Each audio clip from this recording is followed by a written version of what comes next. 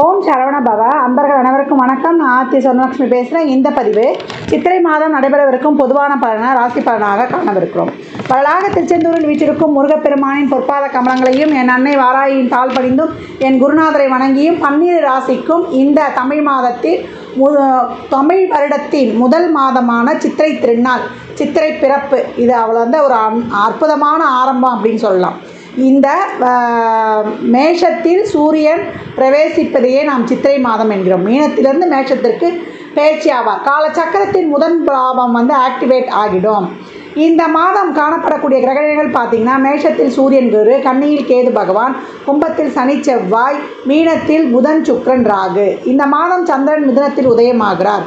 இந்த மாதம் பார்த்திங்கன்னா நமக்கு சித்திரை 10, ஏப்ரல் 23 செவ்வாய் மீனத்திற்கு பயிற்சி ஆவார். அங்கே இருக்கக்கூடிய உச்சமான சுக்கிரன் நம்மளுக்கு என்ன பண்ணுவார், சித்திரை 11 அவர் மேஷத்திற்கு, ஏப்ரல் 24 மேஷத்திற்கு சென்று அடைவார். இந்த காலகட்டம் சித்திரை 18 அந்த காலகட்டம் தான் முத்தான பயிற்சி, குரு பகவானின் பயிற்சி. மேஷத்தில் இருக்கக்கூடிய ஜென்ம குருவாக இருக்கக்கூடிய குரு பகவான் 2ஆம் இடத்தை சென்று அடைகிறார். ரிஷபத்திற்கு, காலச்சக்கரத்தின் 2ஆம் வீடான ரிஷபத்திற்கு சென்று அடைகிறார். இந்த மாதம் சித்திரை 27 மே 10 நமக்கு புதன் மேஷத்தை சென்று அடைகிறார். இந்த கோள்களின் கோச்சார நகர்வால் 12 ராசிகளும் சந்திக்கவிருக்கும் சிறப்பான நிகழ்வுகளையும் எந்த காலகட்டங்களில் ரொம்ப அவாராக இருக்கணும் என்பதையும் நம்ம தெளிவாக காணவிருக்கிறோம். அன்பர்கள் பதிவினை முழுமையாக கேளுங்க. மேலும் இந்த சித்திரை 12 நமக்கு புதனும் மகர நிவர்த்தி அடைஞ்சிடுறார். இந்த செயல்பாடுகளால் நம்ம என்ன மாதிரியான பலாபலன்களை எதிர்கொள்ள போகிறோம் என்பதை அருமையாக காணலாம். இது சொல்லியிருக்கின்ற இறை வழிபாடு, சாத்விக பரிகாரங்கள் அனைத்தையும் பின்பற்றி உங்கள் வாழ்வை வளமாக்கி கொள்ளலாம். பதிவின் இறுதியில் இந்த மாதம் 5ஆம் பாவம் எனும் பூர்வ புண்ணிய பாவத்தை சிறப்பாக ஆக்டிவேட் செய்து நம் வாழ்வில் பொருளாதார முன்னேற்றத்தை எப்படி விரைவாக பெற்றுக்கொள்ளலாம், ஒரு நிலையான பொருளாதாரத்தை பெறலாம் என்பதெல்லாம் பற்றி ஒரு தெளிவான விளக்கம் கொடுக்கப்பட்டிருக்குது. நண்பர்கள் பதிவினை முழுமையாக கேட்க வேண்டியது தான் தாங்கள் செய்ய வேண்டியது. துலா ராசி, துலா லக்னத்திற்கு இந்த சித்திரை மாதம் எப்பேற்பட்ட பலன்களை அளிக்க அப்படின்னு பார்க்கும்பொழுது ரொம்ப அருமையான மாதம். ராசி அதிபதி 6, 7 என்ற இடங்களில் பயணிப்பார். ஒரு மாதம் முற்பகுதியில் ஒரு 10 நாள் நீங்கள் கொஞ்சம் பொறுமையாக இருந்துட்டால் போதும். கொஞ்சம் கவனமாக இருக்கணும். ஆனால் 6ஆம் அதிபதி இடத்துல உச்சமாக இருக்கிறார். ஒரு வம்பு வழக்கு, சண்டை சச்சரவு இதிலெல்லாம் கொஞ்சம் கவனமாக இருந்துட்டு பிற்பகுதியிலிருந்து உங்களுக்கு ரொம்ப சிறப்பான காலகட்டங்கள் அப்படின்னு சொல்லலாம். 7ஆம் இடத்திற்கு ராசி அதிபதி செல்கிறார். ஒரு நல்ல ஒரு தைரியம், தன்னம்பிக்கை, உத்வேகம் அங்கே உச்சம் பெற்ற சூரியனுடன் அமர்ந்து கொண்டிருக்கிறார். அப்போ நம்பிக்கை இருக்கும். இது வரைக்கும் ஒரு பயம், ஒரு கலக்கம், ஒரு அச்சம் இதெல்லாம் இருந்தால் கூட இந்த காலகட்டம் நல்ல ஒரு அருமையான ஒரு தெளிவும் தன்னம்பிக்கையும் ஏற்படும் அப்படின்னு சொல்லலாம். தொழில் தான் நம்ம முதல்ல பார்க்குறது. மாத ஆரம்பத்தில் சந்திரன் பாக்கியஸ்தானத்தில் இருப்பார். அது 10க்கு 12ஆம் இடமாக இருந்தால் கூட அது ஒரு நல்ல ஒரு தொழிலுக்கான ஒரு வியூகத்தை அமைத்து செயல்படுத்தக்கூடிய இடமாகவும் அதை சொல்லலாம். இந்த காலகட்டம் தொழிலில் ஒரு அலைச்சல் திருச்சல், வேலை பளு இதெல்லாம் இருந்தாலும் கூட ஒரு நல்ல தொழில் உண்டு. இந்த காலகட்டம் குருவானவர் 3, 6 கூடையவர். அவர் 8 என்ற இடத்திற்கு அமருகிறார். 8ஆம் இடத்தில் குரு வருவது துளாராசியை பொறுத்த வரைக்கும் ரொம்ப சிறப்பான விஷயந்தான் அப்படின்னு சொல்லலாம். இந்த காலகட்டம் தொழிலில் ஒரு மாற்றம், வெளியூர் வேலைக்கு இல்லை ஒரு ஸ்டேட்டுக்கு மாறுறது, இல்லை ஒரு தொழில் மாறுறது, ஒரு பிரான்ச் மாறுறது, ஒரு ப்ரொமோஷனால் ஊதிய உயர்வுடன் கூடிய உத்தியோக உயர்வு நிச்சயம் உண்டு.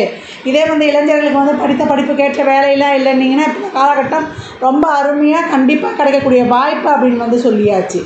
இந்த காலகட்டம் எவ்வளோக்கு எவ்வளோ நீங்கள் கடுமையாக உழைக்கிறீங்களோ அதற்கான பலன்கள் நிச்சயம் உண்டு.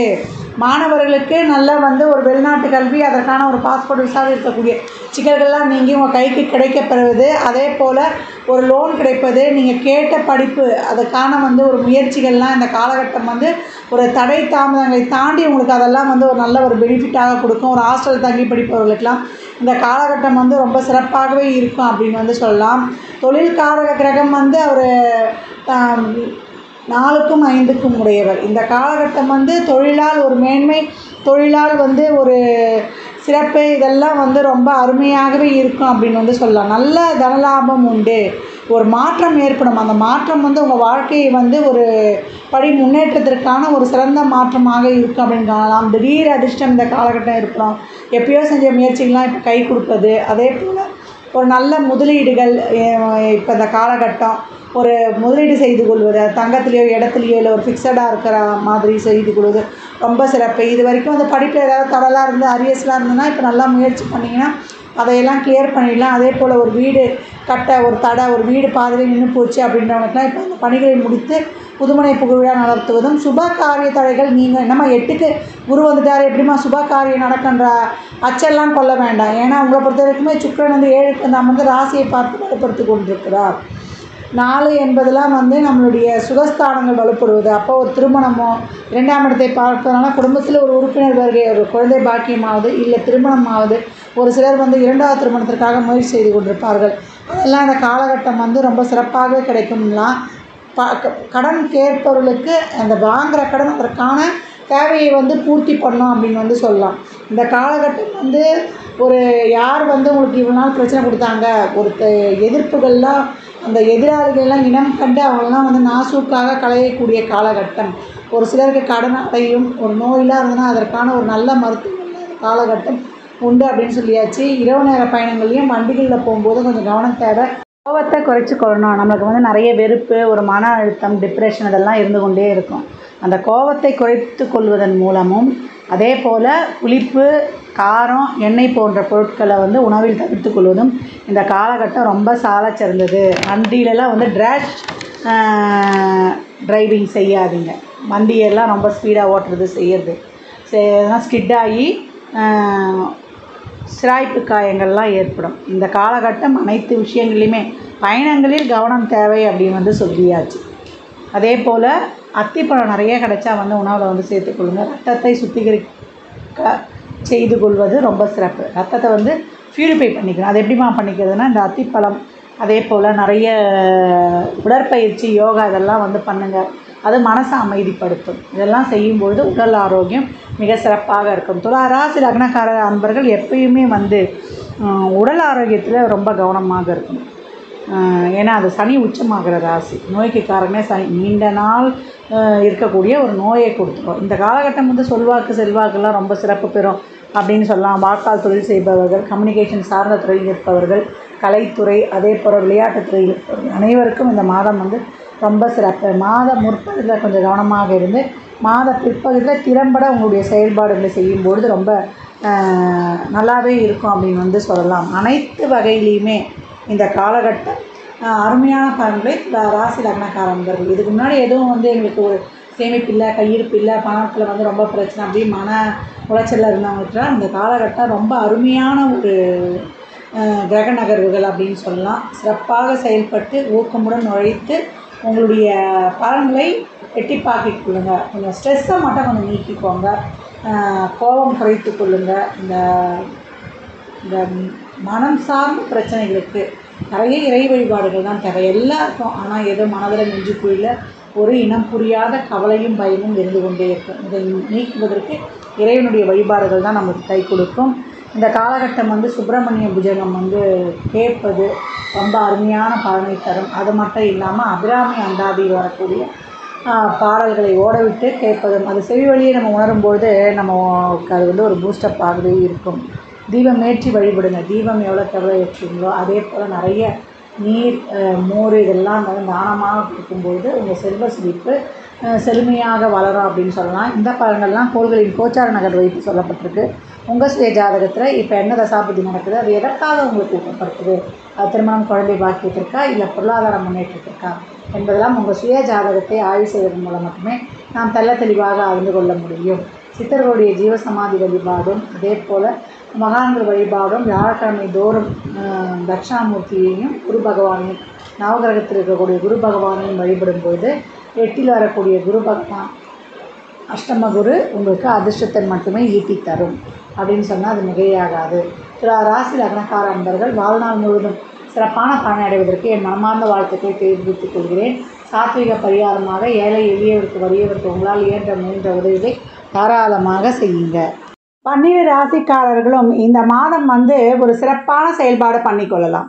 ஏன்னா பூர்வ புண்ணியத்தை எப்படி ஆக்டிவேட் செய்து கொள்வது அப்படின்ற பற்றி ஒரு தெளிவான பதிவு சொல்ல இருக்கிறேன். இந்த பூர்வ புண்ணியம் என்பது நம்மளுடைய 12 கட்டங்களில் லக்னம் எந்த லக்னமாக இருந்தாலும் அதனுடைய 5ஆம் பாவம் தான் நம்முடைய பூர்வ புண்ணியம், நம்ம போன ஜென்மத்தில் செய்த பாவ புண்ணியத்திற்கு ஏற்றாற் போல் அந்த பலனை அனுபவிக்க போகிறோம். நம்முடைய புண்ணியங்கள் அதிகரிக்கும் போது தான் நம்முடைய செல்வ நிலையே வந்து உயர்வு நிலையில் இருக்க ஒரு முன்னேற்றத்தையும் அடைவோம். எப்போம்மா நான் பெரிய செல்வந்தன் ஆவேன், எப்போ எனக்கு பணம் வரும்னுலாம் கேட்குறோம் இல்லையா? அந்த பூர்வ புண்ணியத்தை எப்படி ஆக்டிவேட் பண்ணிக்கொள்வது என்பதற்கு அபிராமி பட்டர் அபிராமி அந்தாதியில் இறைவனே வந்து நம்மளுக்கு கொடுக்குறாரு, ஒருத்தர் மூலியமாக எழுத வைக்கிறாரு. அப்போ அபிராமி அந்தாதியில் வரக்கூடிய 40வது பாடலை வந்து நம்ம டெய்லியும் வந்து சொல்லும்போது ஒரு தீபம் ஏற்றி அந்த பாடலை சொல்லி கொண்டு வரும்பொழுது நம்முடைய பூர்வ புண்ணியம் சிறப்பாக ஆக்டிவேஷன் ஆகி நம்முடைய வாழ்வில் எந்த நிலையில் இருந்தாலும் ஒரு மிகப்பெரிய முன்னேற்றத்தை அடைவோம். ஏன்னா 100 பாடல்கள் இருக்குது. அதில் ஒவ்வொரு பாடலுக்கும் ஒவ்வொரு பலன்கள். அதில் வானுதல் கண்ணியை விண்ணவர் யாவரும் வந்திரஞ்சி பேணுதற்கு எண்ணிய எம்பெரு மாட்டியை பேதை நெஞ்சில் காணுதற்கு அந்நியவள் அல்லாத கண்ணியை காணும் அன்பு பூணுதற்கு எண்ணிய எண்ணம் அன்றே முன்செய் புண்ணியமே. அதனால் போன ஜென்மத்தில் செய்த புண்ணியத்திற்கு ஏற்றாற் போல் உங்களுடைய வாழ்வின் தரம் இருக்கும். ஏன்னா 5ஆம் பாவம் எப்படி இருக்குது, 5ஆம் பாவத்தில் எந்த கிரகங்கள் இருக்குது, 5ஆம் பாவத்தோட எந்த கிரகங்கள் தொடர்பு கொள்ளுது, 5ஆம் பாவாதிபதி நிலை என்ன, இதெல்லாம் வச்சு தான் ஒருத்தருடைய பூர்வ புண்ணியத்தை வந்து அளவீடு செய்ய போகிறோம். அந்த பூர்வ புண்ணியத்தை நம்ம சிறப்பாக்கி கொள்வதற்கு நம்ம இந்த அபிராமி அந்தாதியில் வரக்கூடிய 40வது பாடலை தொடர்ந்து ஒரு 48 நாட்கள் இல்லை 90 நாட்கள் நீங்கள் வந்து சொல்லி கொண்டு வரும்பொழுது உங்கள் வாழ்வில் மிகப்பெரிய முன்னேற்றத்தை அடையலாம். இதை நீங்கள் வந்து கண்கூடாகவே பார்க்கலாம். நம்பிக்கையோடு செய்யணும் ஒவ்வொரு இறை வழிபாட்டையும். அப்போ வந்து உங்களுக்கு அபரிமிதமான பலன்கள் நடைபெறும். அதுக்கப்புறம் இந்த மாதம் வந்து இருக்கக்கூடிய சிறப்பான வழிபாடுகள் வந்து நிறைய இருக்குது. இந்த மாதம் சித்திரை 14 தான் நம்மளுக்கு சித்திரை 1 தான் நம்முடைய மாத பிறப்பு. அன்றைய தினம் வந்து பெரியவர்கள்கிட்ட நமஸ்காரம் வாங்கிக்கிறது, இந்த மங்கள பொருட்களை காணுதல். முதல் நாளே வந்து நம்ம தட்டில் வெற்றிலை பாக்கு பழம், அதே போல் பச்சை நிறத்தில் உள்ளக்கூடிய பழம், மஞ்சள் நிறத்தில் இருக்கக்கூடிய பழம், சிவப்பு நிறத்தில் இருக்கக்கூடிய பழம், காயின்ஸு, மஞ்சள், குங்குமம், நம்ம வீட்டில் இருக்கிற தங்க காயின்ஸில் தங்க நகைகள், நாணயங்கள், நோட்டு, இதெல்லா மங்கள பொருட்களையும் வைத்து அது முன்னாடி ஒரு கண்ணாடியும் வச்சு விழித்தெழும்போது அந்த கண்ணாடி வழியாக அந்த பொருட்கள் எல்லாம் பார்க்கும்பொழுது இந்த மங்கள பொருட்களை எப்படி காணும்பொழுது நம்ம மனசில் ஒரு மகிழ்வு உண்டாகுதோ அந்த வருடம் முழுவதுமே நம்மளுக்கு சுபிட்சமாக இருக்கும் என்பது பொருள். அதே போல் ஸ்ரீராம நவமி வந்து சித்திரை 17/4/2024 அன்று புதன்கிழமை அன்று வருது. அன்றைய தினம் வந்து ஸ்ரீராம ஜெயராம ஜெய ஜெய ராம என்று 108 முறை ஜபம் செய்யணும். இல்லை ஒரு நோட்டில் கூட எழுதி ராமரை வழிபடும் பொழுது பித்ரு சாபெல்லாம் போயிடுமா. பித்ரு சாபம் இருக்குது. இந்த சூரியன் வந்து ராகு கேதுக்களோடு சம்மந்தப்படும் போது பித்ரு சாபம், உங்கள் வாழ்க்கையில் முன்னேற்றம் கிடையாது, உங்களுக்கு ஒரு உடல் உபாதை, உங்களுக்கு ஒரு சுப நிகழ்ச்சிகள் நடக்கலன்றல அதுவும் வந்து உங்களுக்கு சிறப்பாக ஆக்டிவேஷன் ஆகிடுன்றாங்க. அதே போல் இந்த மாதம் வந்து அட்சய திருதியை சித்திரை 27 10/5/2024 அன்றைய தினம் வந்து வெள்ளிக்கிழமையே வருது. அன்றைக்கி வந்து நீர் மோர் இதெல்லாம் வந்து விசிறி இதெல்லாம் வந்து எவ்வளோக்கு எவ்வளோ தானம் செய்கிறீர்களோ அவ்வளோக்கு அவ்வளோ உங்கள் புண்ணியங்கள் ஏறும். நம்ம வந்து தங்கம் வாங்கக்கூடாது. தங்கம் வந்து நம்ம கையில் காசு இருந்தால் வாங்கிக்கலாம், கடன் வாங்கிலாம் வாங்கக்கூடாது. எவ்வளோக்கு எவ்வளோ பருகுவதற்கு நீர் மோர் பானகம் இதெல்லாம் தாராளமாக தரலாம். நிறைய இல்லாதவங்களுக்கு எது வேணாலுமே நம்ம செருப்பு கூட பெட்ஷீட்டுன்னு வாங்கி தரலாம். அதே போல் வாயில்லா ஜீவனங்களுக்கும் நம்ம வந்து உணவு நீர்லாம் வைத்து கொண்டு வரும்பொழுது அதிகப்படியான பலன்களை பெறலாம். நிறைய தயிர் சாதம் கொடுங்க, சாம்பார் சாதம் கொடுங்க, எவ்வளோக்கு எவ்வளோ வெள்ளை நிற பொருட்களை கோயிலுக்கு அரிசி அன்னதானம் வாங்கி கொடுக்கலாம், இல்லை நிறைய பேருக்கு வந்து வஸ்திரதானம் வாங்கி கொடுக்கலாம். செய்யும்பொழுது உங்கள் வாழ்க்கையில் வந்து மிகப்பெரிய வளர்ச்சி வந்து அடுத்த வருடத்திற்குள்ளே இருக்குன்னா அது மிகையே கிடையாது. பசிக்கிற குழந்தைகளுக்கு தெருவோரர்களுக்கு பால் வாங்கி கொடுக்கலாம். நிறைய கோயில்களில் வந்து அபிஷேகம் பண்ணுறதுக்கு முருகனுக்கு வந்து எவ்வளோக்கு எவ்வளோ குளிர்விக்க அபிஷேகத்துக்கு பால் வாங்கி கொடுக்குறீங்களோ அவ்வளவும் வந்து உங்கள் மனமும் குளிர்ற மாதிரி நடைபெறுகிறோம். எனக்கு வந்து ஆன்மீகத்திலலாம் நாட்டம் இல்லைன்றவங்க ஏழை குழந்தைகளுக்கு செய்யுங்க. நோட் புக்கு பேனா பென்சில் எல்லாம் வாங்கி கொடுக்கலாம். நம்ம சித்ரா பௌர்ணமி வந்து என்னைக்கு வருதுன்னா இந்த மாதம் வந்து சித்ரா பௌர்ணமி 23/4/2024 அன்று செவ்வாய்க்கிழமை அன்று சித்ரா பௌர்ணமி வருது. அன்றைய தினம் வந்து நிறைய நோட் புக் பென்சில்லாம் வாங்கி வச்சு ஏழை குழந்தைகளுக்கு கொடுப்பது, இல்லை ஏழை குழந்தையை படிப்பதற்கு ஃபீஸ் கட்டுவது, அவங்களுக்கு சீருடை வாங்கி கொடுப்பது கூட நமக்கு செல்வ செழிப்பை அதிகரிக்க செய்யும். அதனால் அன்பர்கள் அவங்களால இயன்ற அனைத்து விதமான தர்ம காரியங்களையும் இறை வழிபாடுகளையும் அன்னதானத்தையும் பின்பற்றி உங்கள் வாழ்வை வளமாக்கி கொள்ளுங்கள். ஜாதகம் பார்க்க விரும்பும் நண்பர்கள் இந்த எண்ணிற்கு ஒரு மெசேஜ் செய்யுங்க. தங்களுக்கான விவரங்கள் அளிக்கப்படும். அப்பாயின்மெண்ட் பெற்றுக்கொள்ளலாம். ஜாதகம் சிறந்த முறையில் பார்த்து கணித்து தரப்படும். வாஸ்து பார்த்து தரப்படும், வாஸ்துப்படி வீடு கட்ட பிளான்கள் போட்டு தரப்படும், எண்ணியல் படி பெயர் வைத்து தரப்படும், எண்ணியல் படி தொழிற்சாலைகளுக்கு பெயர் வைத்து உங்கள் வாழ்வை வளமாக்கிக் கொள்ளலாம். சுபமுகூர்த்த நாட்கள் குறித்து தரப்படும். அவரவர் சேவைக்குண்டான கட்டணத்தை செலுத்தி சிறப்பான சேவைகளை பெற்று வாழ்வை வளமாக்கிக் கொள்ளலாம். மற்றும் ஒரு சிறப்பான பதிவில் சந்திக்கும் வரை தங்களிடமிருந்து விடைபெற்றுக் கொள்வது ஆதித்ய சொர்ணலக்ஷ்மி. வாழ்க வளமுடன். நற்பவி நற்செய்தி இறையருளால் அனைத்தும் நிறைவாகட்டும்.